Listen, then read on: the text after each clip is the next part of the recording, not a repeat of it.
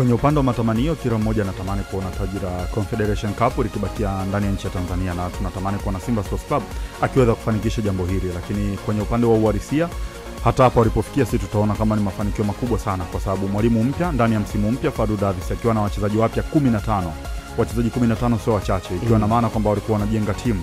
Kwenye kujenga timu, sidhani kama kuna kiongozi wa Simba Sports Club ulikuwa ukimfuata mwanzo wa msimu anakwambia target yetu sisi ni kwenda kuchukua Confederation Cup. Kiongozi wote wa Simba ulikuwa ukimfuata anakwambia bado najenga timu. Hata Fadlu Davis baada ya kushinda michezo yake 5 ya kwanza, ukimfuata alikuwa anakwambia bado tupo kwenye progression za kujenga timu imara ya kuweza kushindana. Hakukwambia kwamba yeye ameingia kwenye kinyang'anyiro cha kulipigania taji la Confederation.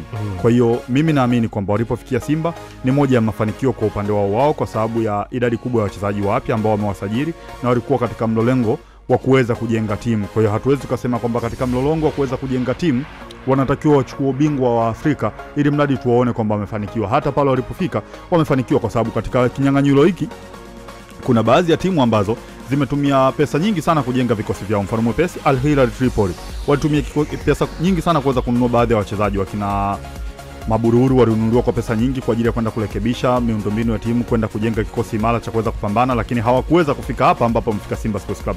Lakini katika msimu wake wa kwanza Simba Sports Club chini ya Mohamed Dewji wakiwa wanatengeneza timu, wamefika kwenye hatua ya finali. Kwa hiyo wakichukua ubingwa inakuwa ni kitu extra, lakini hapa walipofika mimi naamini ni mafanikio makubwa sana, na hicho alichokifanya Fadlu ni mafanikio makubwa sana kwenye maisha yake ya soka, kwa sababu tokea amewahi kuwa mwalimu wa timu zote alizowahi kupita, hajawahi kufikia hatua yeye akaiongoza timu akiwa yeye kama ndo head coach na kufika kwenye hatua ya finali ya mashindano makubwa kama haya. Kwa hiyo Simba kama atachukua, hiyo itakuwa ni kitu extra katika msimu wao, lakini kama wataishia hapa finali ama watapoteza dhidi ya RS Berkane, sina nitakachowadai. Kama wangekuwa wana ile hali ya kujirudia labda ndani ya miaka 3-4 wameingia kwenye finali za Confederation Cup, tungekuwa tuna haki ya kuwadai, lakini kutokana na muda mrefu umepita na hawajawahi kuingia kwenye finali na walikuwa katika msimu wa kujenga timu, siwezi nikawadai kitu chochote kile. Chochote kitakachotokea, just a football imeamua matokeo yake, lakini kama watachukua itakuwa ni kitu extra zaidi kwenye ule mpango wa Simba Sports Club. Kwa nini inatakiwa labda wapewe miaka mingapi mpaka waje wafae